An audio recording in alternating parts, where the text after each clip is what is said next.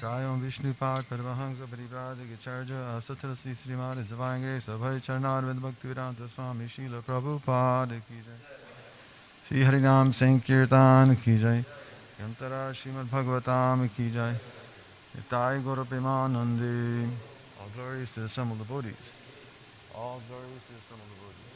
All glories to the assembled devotees. Glories to Sri Guru and Gauranga.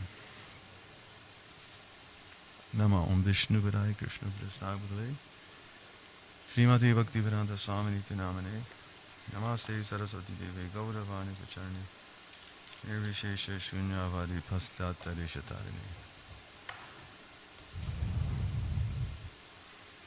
Om Namo Bhagavate Vasudevaya. Om Namo Bhagavate Vasudevaya. Om Namo Bhagavate Vasudevaya.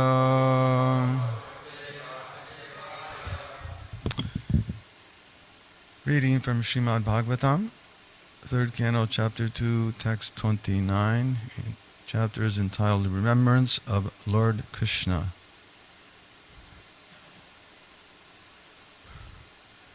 Sa eva godhanang lakshmya.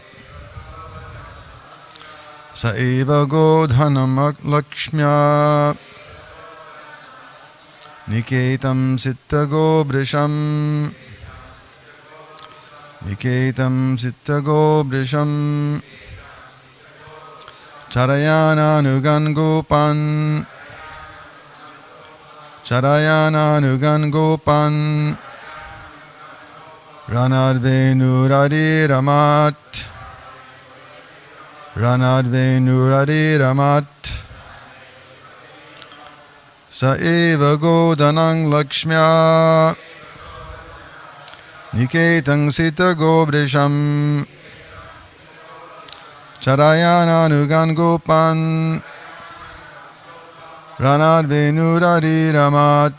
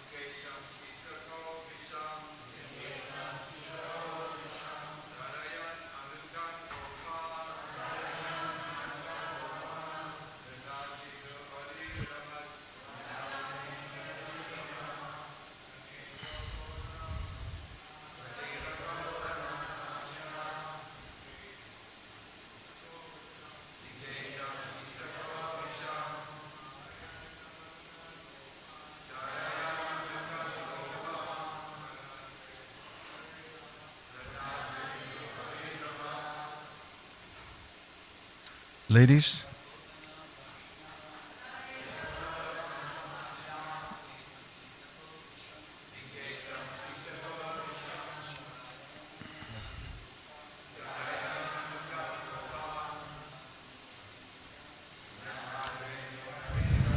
ladies,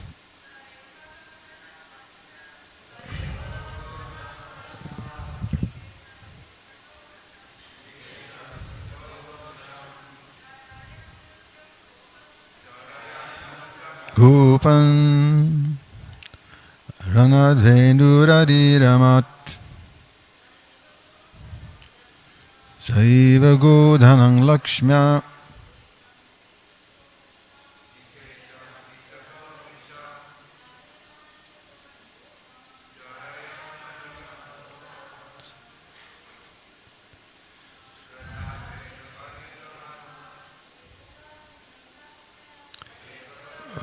Lakshmya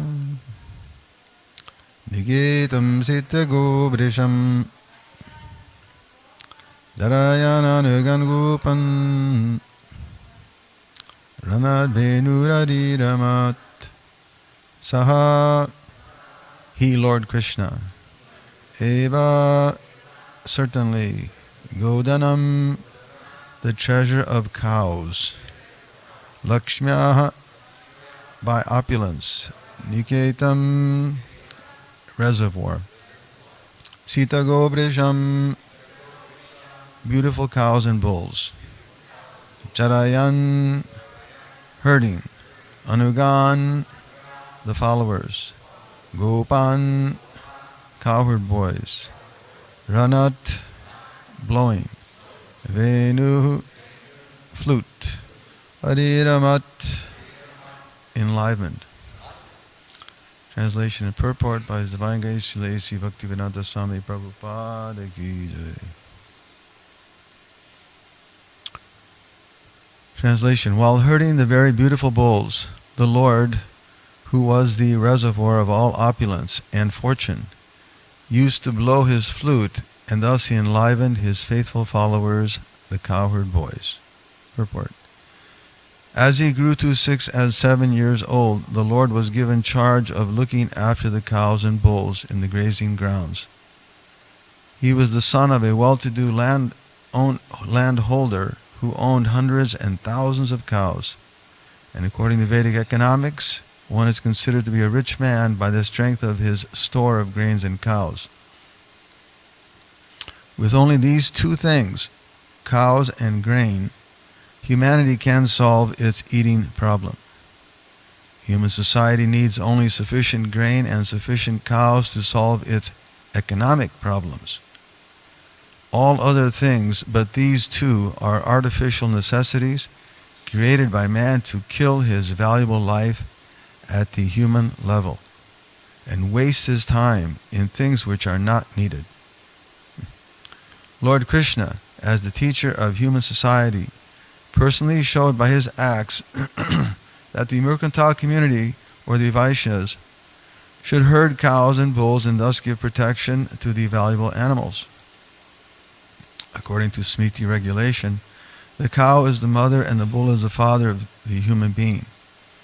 The cow is the mother because just as one sucks the breast of one's mother, human society takes cow's milk.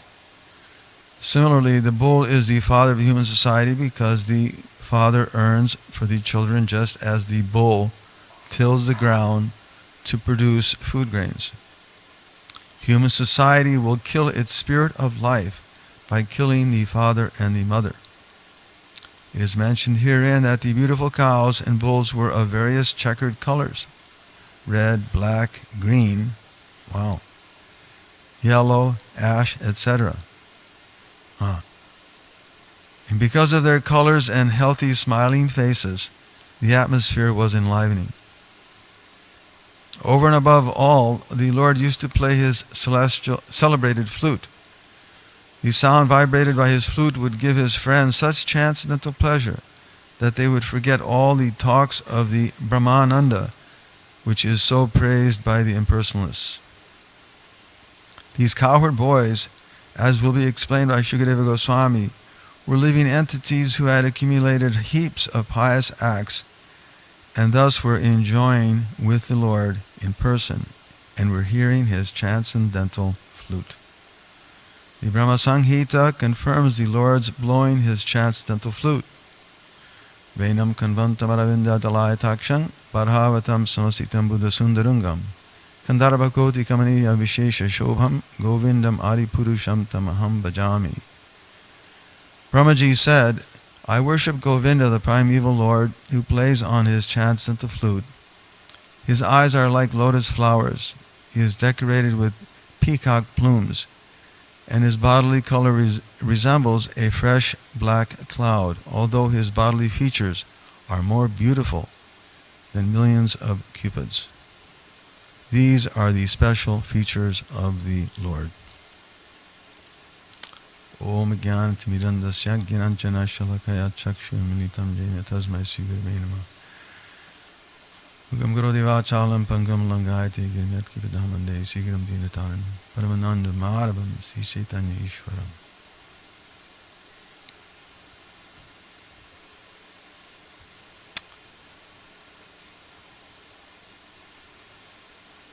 Sura Goswami tells these sages in the beginning of the Bhagavatam Nigamakalpataror Galitam Palam Sukhamakaram Nita Jravasam Yutam.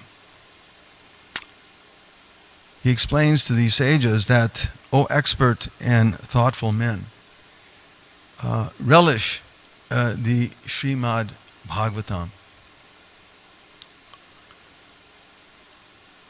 because it's the mature fruit of the desire tree of Vedic literature.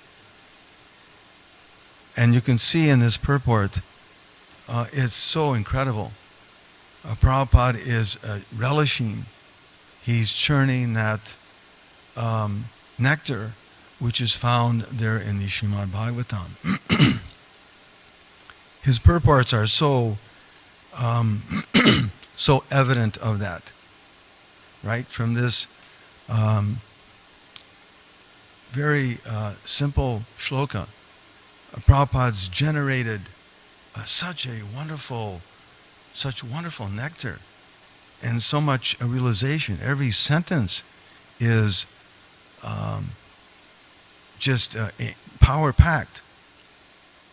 Sudha Goswami tells the sages, "O expert and thoughtful men, relish the Srimad Bhagavatam." You should relish it. And you can see Prabhupada is relishing this. And which means that one should be expert in discerning the mundane from the spiritual. Not that we're interested in becoming some mechanic or just some philosopher. No. Instead, one should be able to discern the mundane from the spiritual, the mundane activities from the spiritual activities. One has to become expert and be able to discern that. The trouble in the world nowadays, as people, it's such a mishmash. No one has any idea what is spiritual and what is material. For the most part, it's at best impersonal, at best. What to speak of being thoughtful or being able to recognize the value and purpose of the human form of life. There's just no thought in this area. But when you read the wonderful statements given here in the Bhagavatam, and then you read the wonderful icing on the cake that the pure devotees give. And that's important, that one should hear from the proper source, from the Mahatma, as we're hearing here from Srila Prabhupada. Srila Prabhupada describes that as legal hearing. If you hear it any other way, it's illegal. Legal hearing means to hear from the realized souls and not some interpretation, not some just some Vedavada Rata Parta, not just some flowery words, mixing up all kinds of sentences and making it so complicated that nobody understands what you're saying. Least of all, the common person. So it's all about a hearing from the self-realized persons, those who are actually relishing this nectar. And of course, there are so many who think in their own mind that they're realized. They act in whatever way and think that they're qualified to speak or qualified to take some position, and it turns into some mundane sound vibration. But here, Srila Prabhupada is so nicely giving and explaining and commenting how the Lord, at the very early age of 6 and 7, this is what, the Kishore age? No, this was Kumar age. Kumar age. This one, he was still taking care of the little calves. And then when he graduated to 15 and 16, he was the Kishore age, and then he would take on the larger cows. But here is Srila Prabhupada so nicely describing how Krishna grew up from the very beginning, and he was put in to a very wonderful, responsible position, taking care of the cows and bulls in the grazing grounds, and setting the standard, the example, as Prabhupada comments here. Lord Krishna is the teacher of human society, personally showing by his acts, and being the son of a very wealthy, well-to-do landowner, right? Maharaj Nanda was so wealthy that at Lord Krishna's birthday celebration, he gave what? 200,000 cows he gave in charity. We can't imagine 200,000 cows. You can go from here up 5, and there's a place, I think it's close to Sanger. There happens to be unfortunately, it's a slaughtering area. But they have cows up there. And you see them all huddled up and living in unbelievably miserable conditions. And the look on their faces, you can see the fear that's there, the anxiety that's there, because shortly they know, they're not stupid, they know that death is soon. There's only some thousands there, maybe 10,000 at best. But Maharaj Nanda, he gave 200,000 cows, and they weren't just miserable looking. They were adorned with all sorts of, when Krishna was his first birthday, Maharaj Nanda again gave so many cows and grains, and they were all adorned with jewels, gold ornaments, embroidered covers. They weren't miserable, but they were quite happy, as Prabhupada points out here. Very beautiful bulls, very beautiful cows. They were nicely taken care of. And he had hundreds and thousands of them. And according to Vedic economics, this is considered to be a rich man. Right? There's a, what is that saying? Gavaya Dhanavan, Danya Dhanavan. That one who has cows and grains is considered to be really wealthy. Real wealth is cows and grains. It's not the paper money. It's not these little pieces of paper that people sell their soul for, that people work so hard for, and then there's some sort of prostituted value system of wealth. It's all according to the books, right? It's not actually wealth. It's not backed up by any kind of serious value. But it's all in numbers. And people go crazy over it.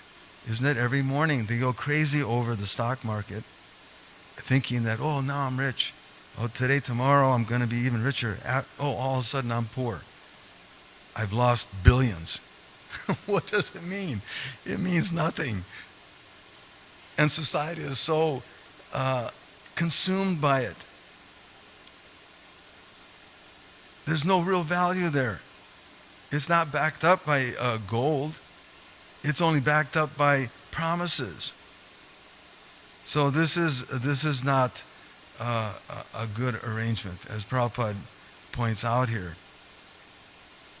That these are the only two things that society needs to solve the problems. The Bhagavatam tells us later on, right? what is that? Sahamula Misha Chodra, that in the Kali Yuga, as the age develops, there will be eating problems. And we're experiencing it.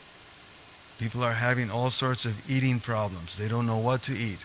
And when they eat it, it's something abominable, some dead corpse. In the future, it'll be just seeds and meat. And eventually they're newborn. We can't imagine the terrible state that society is headed toward, because they've lost all sense of guidance and understanding. Anadyati tai vaisha datve.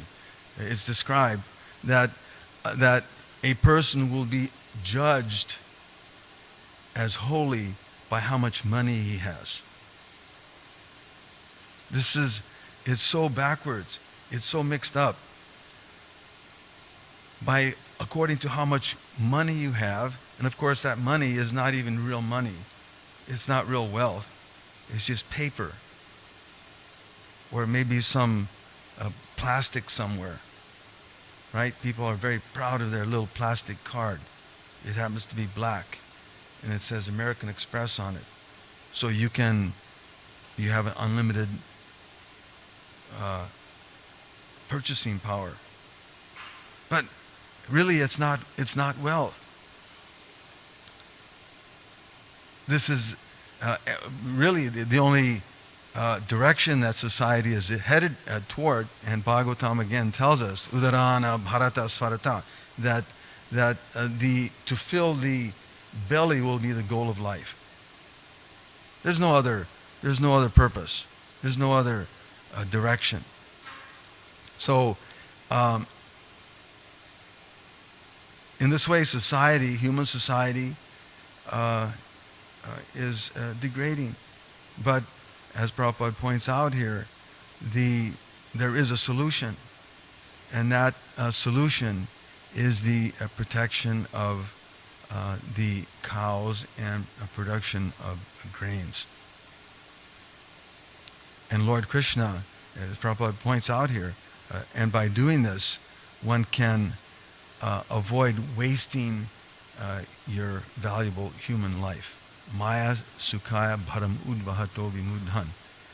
Prahlad Maharaj describes that people are engaged, the general mass of people are engaged in so many useless plans. It's all useless. Making this a political arrangement or that monetary movement, it's all simply an illusion. It's simply an illusion. And the whole of society has become entangled in it. We can see it in our culture all around us. People have lost all sight, all sense of what is really valuable and important. And there's no example. But here, Prabhupada points out so nicely that Lord Krishna is the teacher of human society, personally showing by his acts that the mercantile community or the Vaishyas should herd cows and bulls and thus give protection to the valuable animals. Why? Because she's considered the mother, and she's providing milk, which is such a valuable, critical foodstuff for the body and the brain power. And the bull, of course, because he produces grains. And by those grains, by those simple arrangement, it's so simple and so practical. By doing those things, society can avoid the killing of their own souls, as Prabhupada points out here. Right? Human society will kill its spirit of life by killing the father and mother. And what is that destination? Asurya namate loka. Andena tamasabrita. The Ishopanishad tells us very nicely that society, which is living under those principles, they're headed to darkness and ignorance. Right? The world of such a faithless society and living situations, it's headed toward darkness and ignorance. Tamste pretya bigaschanti yeke chatnohano jana. They're killing their own souls, as Prabhupada points out here. They're killing its spirit. Human society is killing its spirit of life by killing the father and mother. So that example has to be there. And Lord Krishna is, as Prabhupada points out here, is the perfect teacher. Uditseyor ime loka na kartum karyam cheraham. Krishna says again in Bhagavad Gita that he's setting the example, right? How one should work in this life. And unfortunately, society is not seeing that example. Instead, as the Bhagavatam tells us, we've created our own unwanted population, and therefore society is not peaceful. Society is not peaceful because it's created an unwanted population due to misguided activities. Therefore, the Bhagavatam is so instructive. The Vedic literatures are giving us information on how we can live a simple and productive life. Not that we have to engage in all kinds of useless plan making, which are simply degrading the whole of society, and as a result, we're headed to a deep, dark place. Unfortunately. Therefore, we have to hear from such great personalities as we find in the Bhagavatam, and from great personalities like Srila Prabhupada, who are churning this nectar and giving it to us in such a way that we can understand it, that we can grasp it. That it's very, very simple. It's not complicated. Prabhupada concludes the purport here by saying that the cowherd boys, as will be explained by Shukadeva Goswami, were living entities who had accumulated heaps of pious acts. Right? Itam satam brahma sukham bhutya is described in the by Shukadeva Goswami that that persons who are engaged in self-realization and appreciating Brahman, or engaged in loving service, devotion, what to speak of those who are in the clutches of Maya? They cannot understand. They cannot understand who these boys were, who have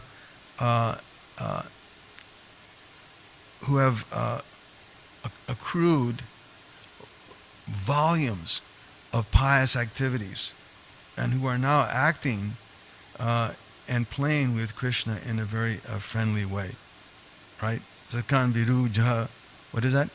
Sakam vijura krita punja punja.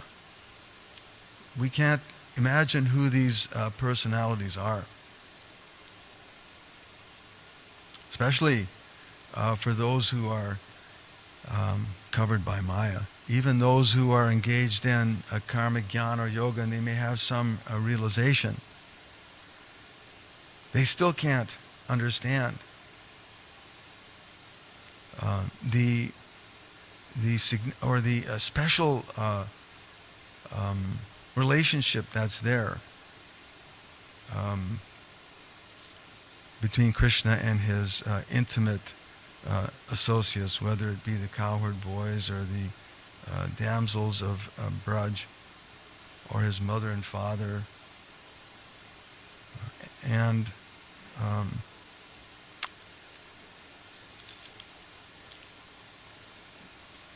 it can be understood if one again hears from the proper authority, the proper source.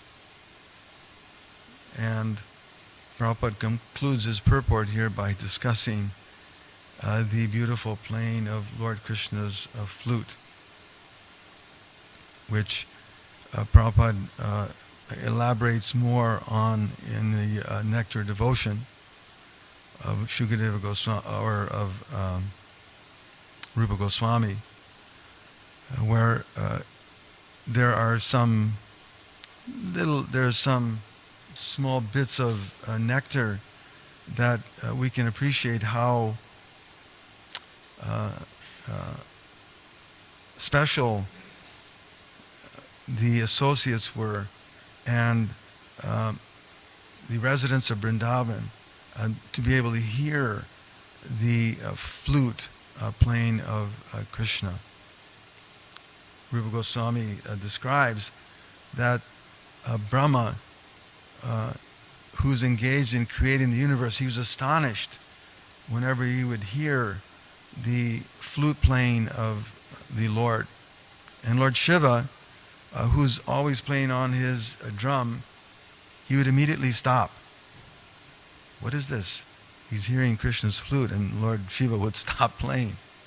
And Anantadev, who's who's maintaining all the planets on his hoods, as soon as he would hear the flute playing of Krishna, he would start swaying back and forth.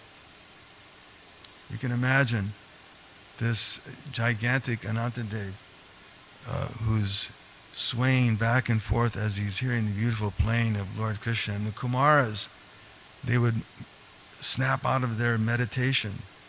They would be in deep concentration. They would wake up out of their meditation. Whenever Lord Krishna would play his flute in the morning, it would awaken the cowherd boys. Oh, it's time to go to the forest and do our service. The calves who were with their mothers, they were busy drinking the milk of their mother. They would immediately stop. As soon as they would hear the flute playing of Krishna there, they would stop drinking their mother's milk. And the gopis, they would lose all composure being in the company of their superiors. They would be engaged in their various activities. Immediately they would lose composure and be so absorbed in hearing the sounds of the Lord's flute playing. The wives of the Kaliya would, as soon as they heard the flute playing of the Lord, they would offer very nice prayers. Why are you playing your flute and disturbing our minds? Of course, this was so that Lord Krishna would have mercy on Kaliya, and he wouldn't punish him severely. Indra, whenever he would hear the flute playing, he would start crying, and a celestial rain would fall down on Vrindavan. So, as Prabhupada points out here in the final sentence, these are the special features of the Lord. This is the special quality of Krishna, that his flute playing especially was so attractive. It was so attractive that finally it sounds like the roaring of rain clouds, roaring of the clouds. It's such a penetrating sound. So all of this, again, is understood by the self-realized souls, and we're so fortunate to be able to hear how Srila Prabhupada is churning the nectar of the Srimad Bhagavatam, so that we can understand all of this just from a simple one or two lines that Shukadeva Goswami speaks, Prabhupada has just opened the doors in such a magnificent way. So, and are there any questions or comments?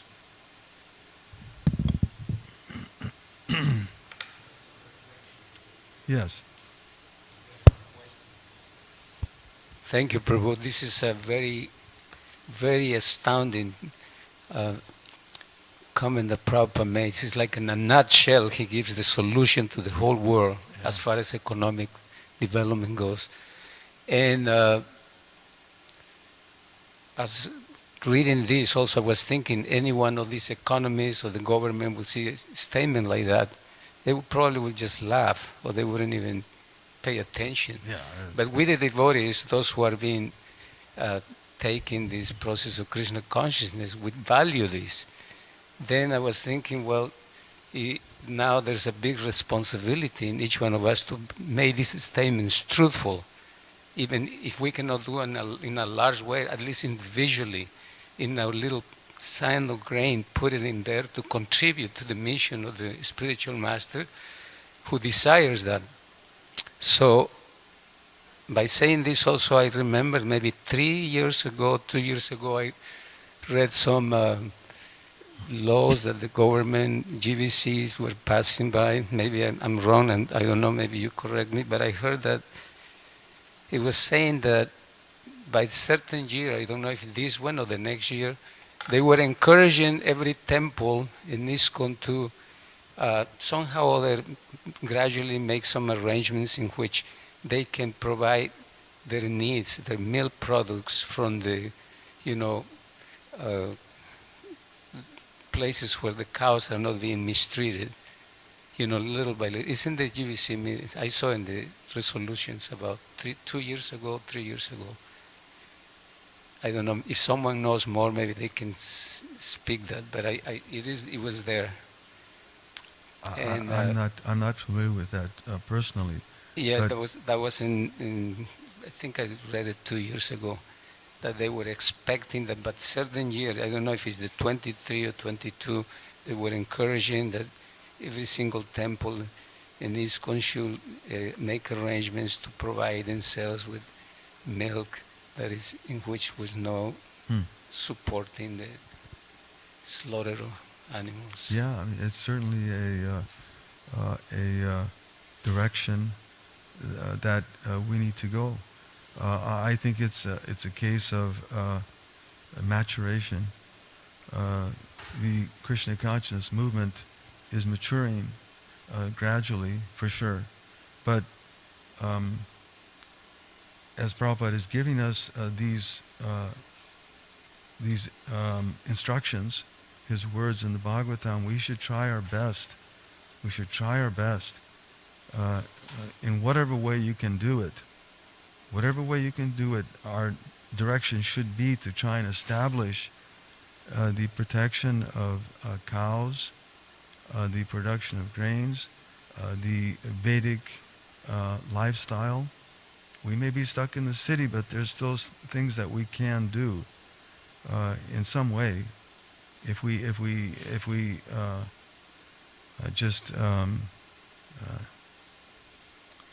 what's the word? Wring our brain power. We can certainly think of something that we can do to push society, or at least our movement, in that direction. I think it's incumbent upon us, before this lifetime is finished, that something has to be, that we have to contribute in that direction, somehow or other. If nothing else, at least think about it. If you can't do anything about it, at least think about it, and eventually it'll materialize. If we're not thinking about it, it won't happen. That is for sure.